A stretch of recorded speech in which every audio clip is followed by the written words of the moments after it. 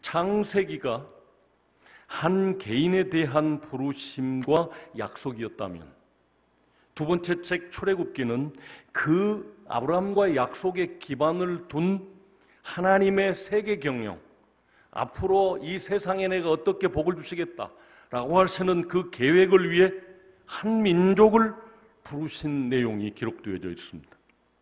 이 출애굽 사건은 그래서 구약 성경 대부분에 대한 뼈대를 제공하고 있는 가장 중요한 사건이 됩니다.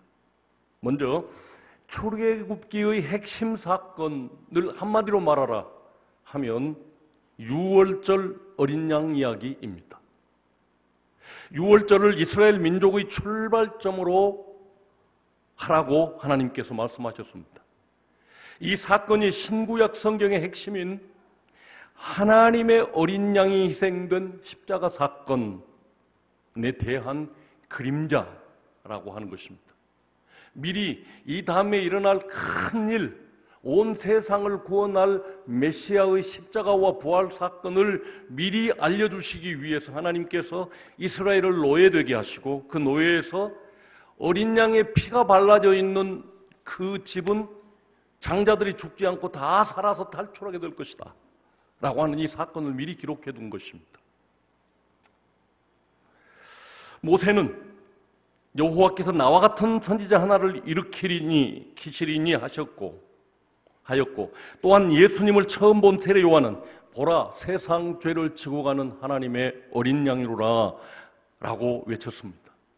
제가 지금 무슨 이야기를 하고 있는가 하면 구약 성경의 핵심, 출애굽기의 핵심 이야기는 유월절 어린 양 이야기입니다.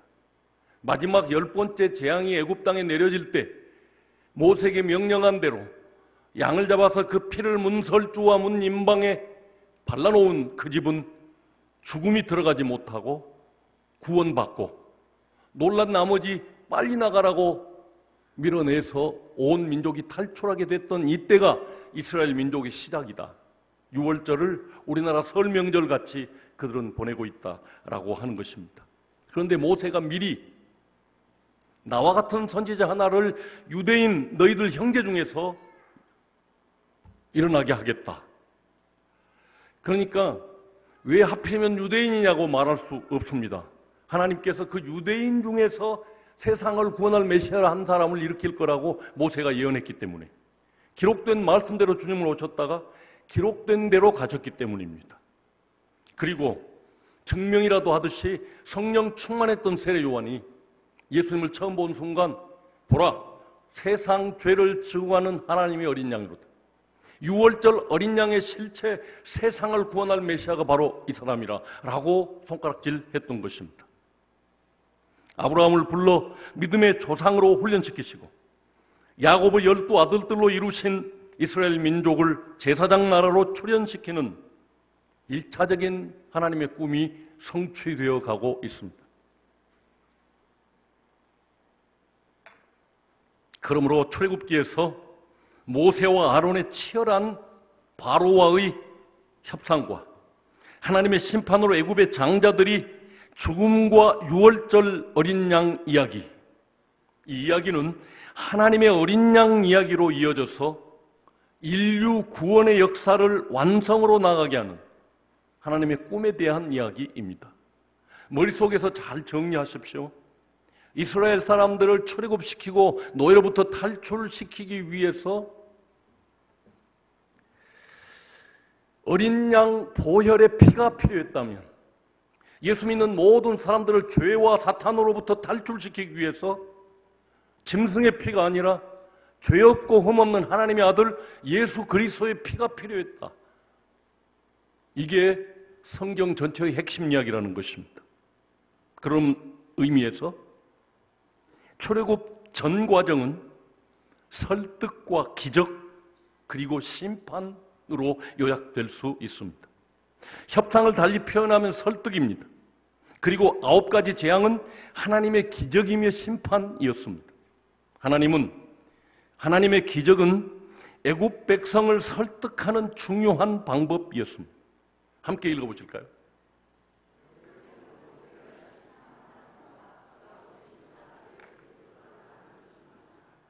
왜 여기서 이 말씀을 읽는가 하면, 하나님을 알았더라면 바로가 유대인들을 잡아두지 않았을 겁니다. 빨리 나가서 제사하라고 말했을 겁니다. 그런데 하나님을 몰랐기에 길을 쓰고 막았고, 황태자를 비롯한 모든 장자들이 죽고 애굽이 초토화되는 그런 심판을 받게 되었습니다. 그러므로 저와 여러분도 하나님을 안다면 영생을 누릴 수 있고 심판에 이르지 않을 거라는 것입니다. 영적인 무지몽매로 망해가는 애굽 제국 백성들에게도 동일하게 기적을 통해 당신을 알리고 싶으셨던 하나님의 마음을 우리는 읽어야 하겠습니다. 심판받을 그 민족들에게도 나는 상천하지의 하나님이다, 온 세상 우주를 다스리는 참된 신이시다 라고 하는 것을 재앙을 통해서 알려주었습니다. 말로 해서는 듣지 않을 것 같으니까. 먼저 우리가 생각할 것은 하나님은 약속에 신실하신 하나님이십니다. 그분의 성품대로 자손에 대한 약속을 성취시켰습니다. 읽어볼까요?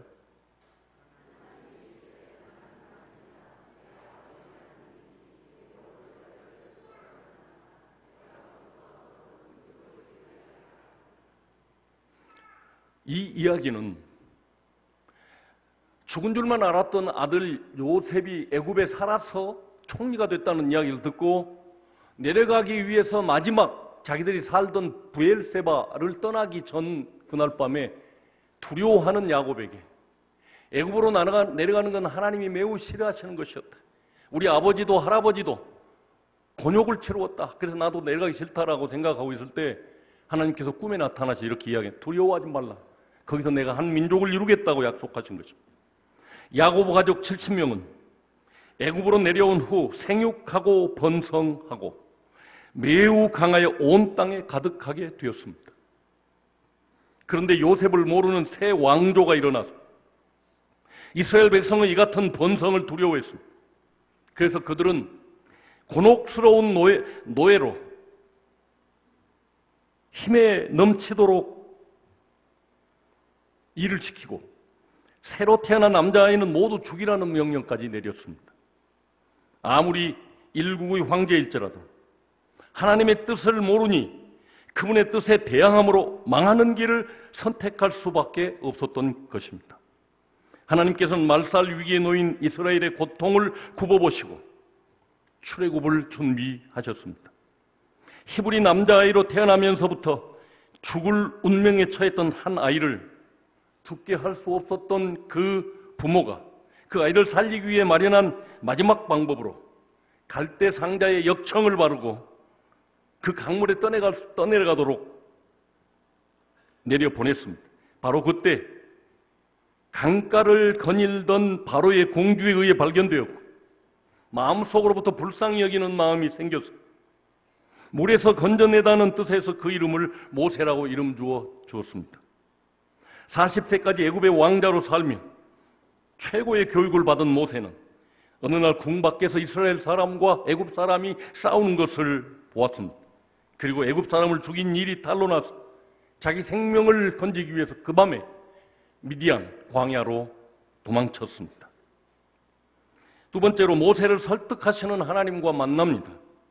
하루아침에 애굽의 왕자에서 광야의 양치기가 되어 또 40년 세월을 지낸 어느 날 호렙산에서 양을 치던 모세에게 하나님께서 찾아오셔서 내가 너희 할아버지 아브라함, 너희 아버지 그리고 너희들의 조상들에게 약속했던 바 이 민족을 출애굽시키겠다. 그래서 제사장 나라가 되게 하겠다 라고 말씀해 주시면서 그 일을 너에게 맡기겠다 라고 말씀하십니다. 하지만 모세는 애굽에 대한 두려움이 많았고 하나님을 잘 몰랐기 때문에 그 말씀에 순종할 수가 없었습니다. 그러나 하나님의 설득으로 마침내 모세는 하나님의 능력을 알고 믿게 되었기 때문에 하나님의 뜻에 설득됩니다. 40년 만에 지팡이 하나 들고 등장한 초라하기 이를 데 없는 모세는 바로에게 이스라엘 백성들이 하나님께 제사 드리러 사흘쯤 광야로 나가야만 합니다. 그렇지 않으면 전염병이나 다른 벌로 이 민족을 치게 될 것입니다 라고 말했습니다. 하지만 바로가 장정난 60만 되는 이 일꾼들의 노동력을 쉬라고 허락할 수가 없었습니다. 이때부터 여러 재앙들을 통해 6개월간 모세와 아론 그리고 황제 바로와 협상의 줄다리기를 진행했습니다. 바로 왕은 어려우면 남자들만 가라. 또 무서운 재앙이 내리면 짐승들은 두고 너희들만 갔다 오라. 계속해서 거절 의사를 밝힙니다. 드디어 하나님께서 협상을 끝맺을 결단의 때가 이르렀습니다. 모세에게 하나님의 엄한 명령이 떨어졌습니다. 유월절을 지켜 이날을 기념하라는 것이었습니다.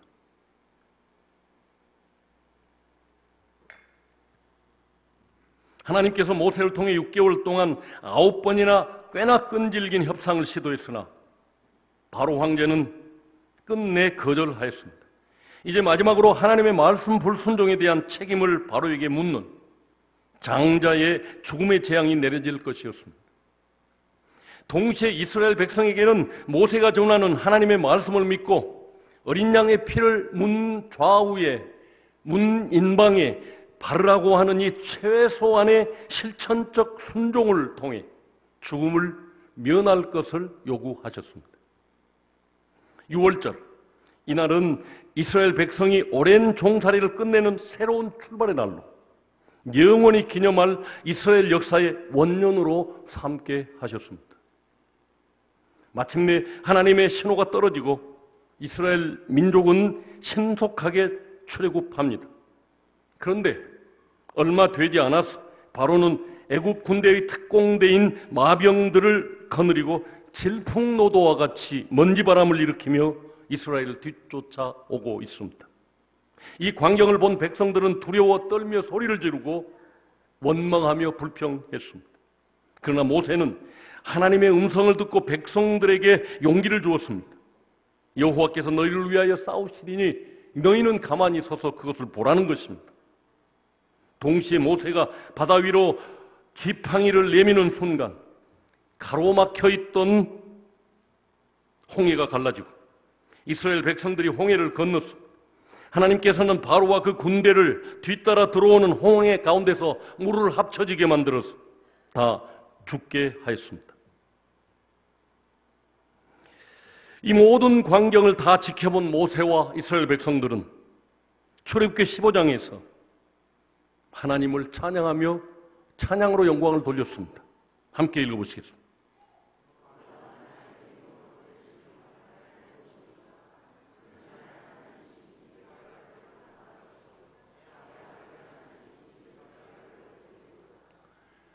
우리는 이렇게 담담하게 평범하게 읽었지만 그토록 뒤에서 마병들,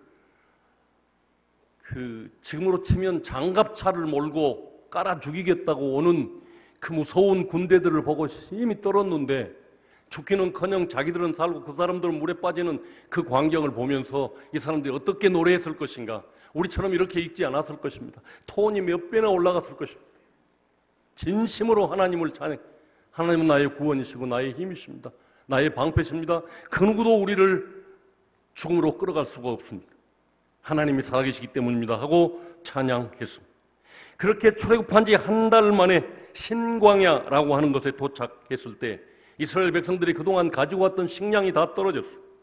하나님께서는 이미 그들의 배고픔을 알고 만나를 준비하셨는데 안타깝게도 이스라엘 백성들은 모세와 하나님을 또 원망하기에 이르렀습니다. 거기를 떠나 르비딤에 이르러 마실 물이 없자 또 모세를 원망합니다. 하나님의 명령을 받아서 모세는 지팡이로 반석을 치라는 그 명령에 순종하여 바위를 쳤습니다. 하나님을 믿어주는 사람, 그가 모세였습니다.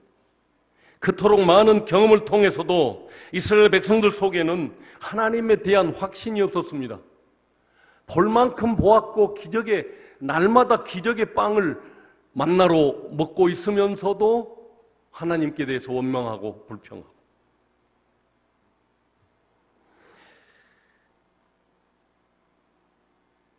그래서 문제만 생기면 하나님과 모세를 원망하기에 이르렀습니다. 출애굽기 1장부터 18장까지의 말씀을 다시 정리해 보겠습니다. 먼저는 약속의 신실하신 여호와 하나님, 야곱에게 말씀하신 대로 히브리 민족을 강하게 하셨습니다.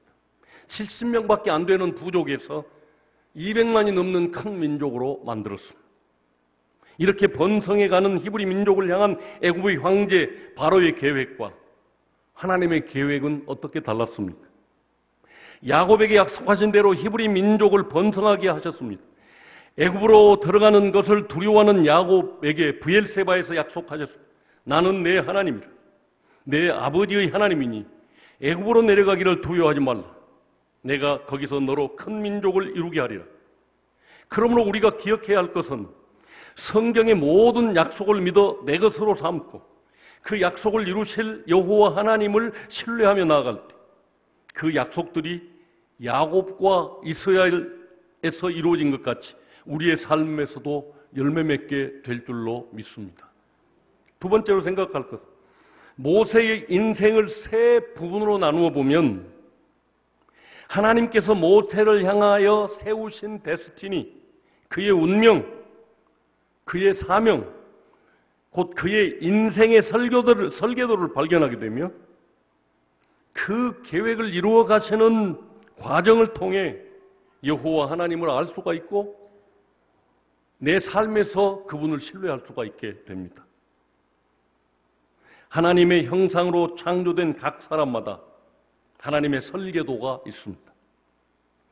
우리말로 하면 운명이라도 말할 수 있는 자신의 사명이 있다는 것입니다. 그런 면에서 모세를 바라보면 그 사명, 곧 데스티니는 분명했습니다.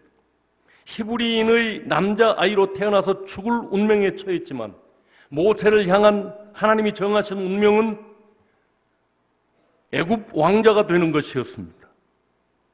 그래서 나일강에서 건져내었다는 모세라는 이름을 가지게 되었습니다. 어디 그뿐이겠습니까?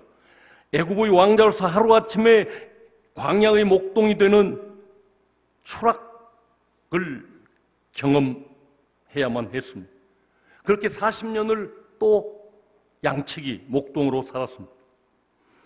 그렇게 결이 다 썩도록 40년 광야 곳곳을 돌아다니며 짐승을 기르며 목동으로 살고 있을 때 하나님께서 친히 모세를 찾아오셨습니다. 이렇게 하나님을 만나 모세의 삶은 180도로 달라지게 되었습니다.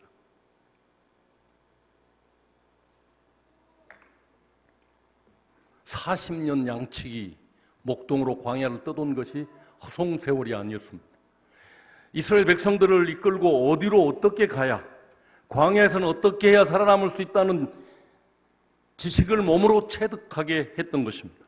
세 번째는 하나님의 명을 받아 바로와의 협상에 나선 모세는 9가지 재앙과 맨 마지막 장자를 죽이는 재앙에 이르기까지 많은 기적들을 체험하면서 그가 깨닫게 된 것은 무엇일까요? 모세의 입장에서 우리가 실제로 경험한 것처럼 그분의 삶 속으로 들어가서 생각해 볼 필요가 있습니다.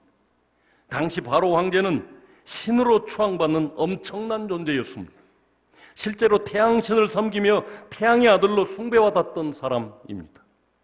하나님의 엄한 명령을 받고 두려워 떨면서 모세는 그 앞에 섰을 것입니다.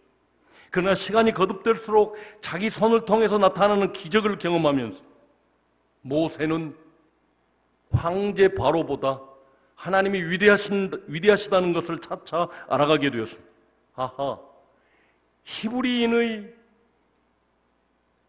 사람들이 믿는 하나님 앞에서는 일국의 황제 바로도 아무것도 아니구나 라고 하는 것을 확신하게 되었습니다. 앞에서 말씀드린 것처럼 그래서 주님께서 그렇게 말씀하셨습니다. 영생은 곧 유일하신 참 하나님과 그의 보내신 자 예수 그리스도를 아는 것이니이다. 우리의 삶이 아무리 어렵고 공고할지라도 하나님이 어떤 분이라는 사실을 모세처럼 경험하기만 한다면, 신뢰하기만 한다면 우리 삶에 오는 어떤 장애물도 태산도 다 딛고 넘어갈 힘이 우리에게 솟아나게 될 줄로 믿습니다. 모세는 하나님께서 주신 사명을 감당해 가면서 하나님을 더욱 깊이 신뢰하는 위대한 믿음을 얻게 되었던 것입니다. 네 번째로, 하나님의 모든 말씀은 반드시 이루어질 진리의 말씀이라는 것입니다. 그러므로 그 말씀에 대한 불순종에 대한 책임이 따릅니다. 바로와 애굽 백성의 불순종과 이스라엘의 순종의 결과를 살펴 알았으므로 그 말씀에 비추어 우리의 신앙을 다짐해야 하겠습니다. 출애굽기에 나오는 10가지 재앙은 성경에만 나오는 것이 아니라 애굽의 역사책에도 등장하는 역사적인 사실입니다. 그럼 우리는 이 역사적인 사실 앞에서 분명한 믿음을 가져야 하겠습니다. 함께 읽겠습니다.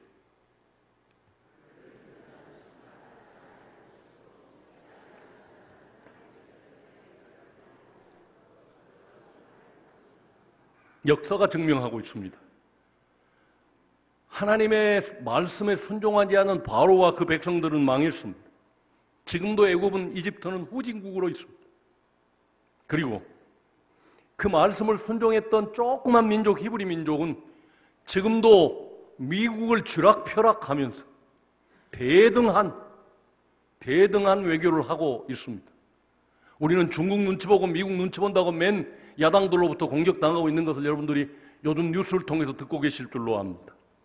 그렇지만 하나님이 함께 하시면 강하고 담대할 수 있습니다.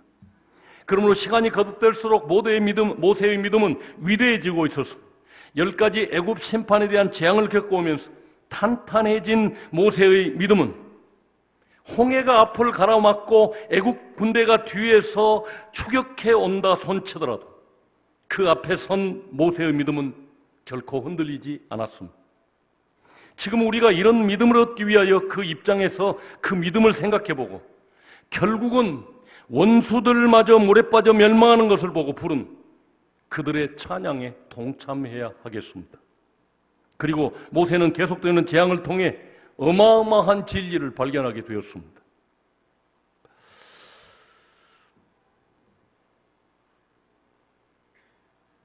먼저 어린 양의 희생의 피로 이스라엘의 장자들이 죽음을 면하고 승리하게 될 것을 하나님의 말씀을 통해서 알게 되었습니다. 누구도 알지 못하는 하나님이 모세에게만 가르쳐준 어린 양 잡아서 그 피를 문에다 발라라. 그래야만 산다.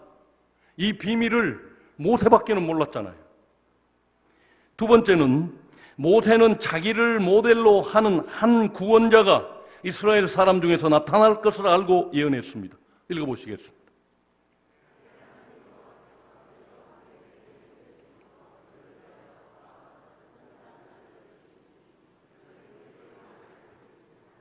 애굽의 압제로부터 이스라엘 사람들을 구원한 모세처럼 죄와 사탄의 압제로부터 하나님의 백성들을 해방시키고 구원할 메시아가 온다고 예언하고 있습니다.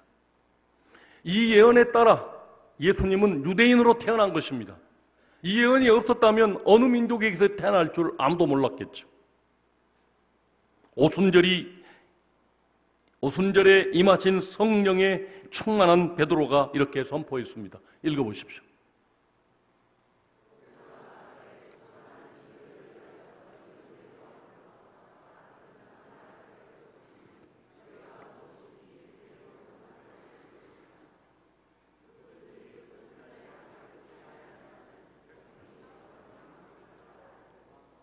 신명기 18장 15절 그리고 18절에도 또 나옵니다. 두 번 나오는데 모세가 나와 같은 선지자 한 사람이 유대인 중에서 나올 것이다 라고 하는 이 예언이 예수 그리스도이다 라고 하는 것은 제 해석이 아니라 성령 충만한 베드로의 해석입니다.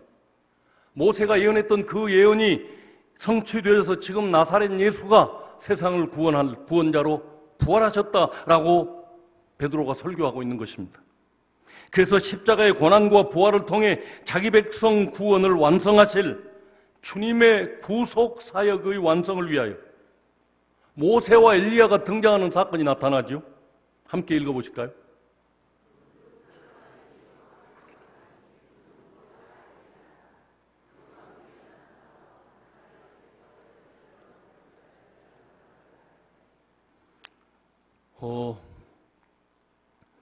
예수님이 미리 말씀해 주시고 8일 된 후에 베드로와 요한과 야고보를 데리고 헐몬산 어느 높은 부분 변호산에 올라가셨습니다. 거기서 갑자기 변형되셨습니다. 빛난 구름이 그들을 덮었습니다. 두려워서 너무 두려운 나머지 베드로가 뭔 말 한지도 모르고 여기다 초막셋을 지읍시다 이렇게 했던 그 광경입니다. 그때 베드로가 보니까 문득 두 사람이 예수님과 함께 말하는데 모세와 엘리야라. 영광 중에서 장차 예수께서 예루살렘에서 별세하실 것을 말할세. 이 세 분 예수님과 모세와 엘리야의 대화하는 주제가 별세였습니다. 별세. 원문 성경에는 엑소돈이라고 되어 있습니다. 오늘 우리가 공부하고 있는 출애굽기가 엑소도스입니다. 엑소도스, 탈출. 예수님의 탈출에 대해서 예수님과 함께 구원받은 백성들이 죄와 죽음으로부터 탈출할 그 이야기를 지금 나누고 계시는 것입니다. 지금까지 우리가 살펴본 것처럼 성경은 모두 주님에 관한 이야기에 집중되어 있습니다. 읽어보시겠습니다.